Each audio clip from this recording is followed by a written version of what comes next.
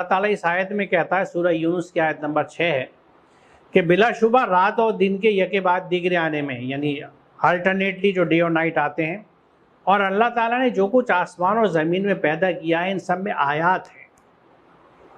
यानी अल्लाह ताला ये कह रहा है कि इस दुनिया की, इस कायनात की जितनी क्रिएशंस हैं, क्योंकि लफ्ज़ खल्क़ का है, वमा खलक़, खल्क़ क्रिएशन के लिए भी आ रहा है, मखलूक के लिए भी, और प्रोसेस ऑफ क्रिएशन में भी आ रहा है। यानी क्रिएशंस, तमाम मखलूक इस कायनात की, चाहे वो पेड़ पौधे हों, जानवर हों, पहाड़ हो, मिट्टी हो, या वो प्रोसेस हो जैसे रात दिन का आना जाना है, या फूलों का खिलना है, या फलों का पकना है, इन तमाम फेनोमेना और प्रोसेस को अल्लाह ताला अपनी आयत कह रहा है।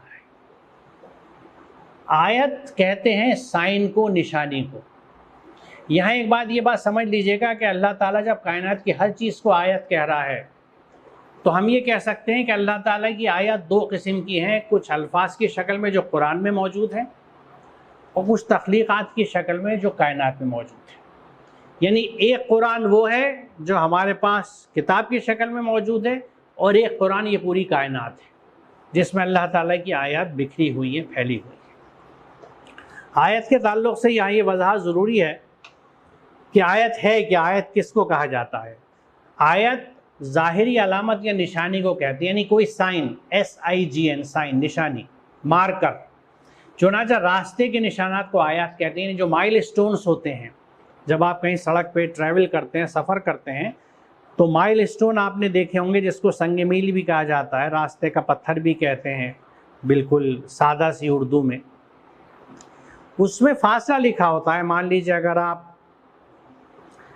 बीदर से चले हैं और हैदराबाद जा रहे हैं, तो आपको रास्ते में दिखेगा हैदराबाद 100 किलोमीटर। तो ये आपको पत्थर जो है, ये आपको उस मंजिल की याद दिला रहा है, आपकी तवज्जो उस मंजिल की तरफ ले जा रहा है, यानी हैदराबाद की तरफ जहाँ आप जा रहे हैं, और उससे फासला बता रहा है। तो ये एक आयत की तौर पे है, क्योंकि जिसको देख के आपको अपनी मंजिल याद आ जाए, वो चीज़ याद आ जाए जो इसकी तरफ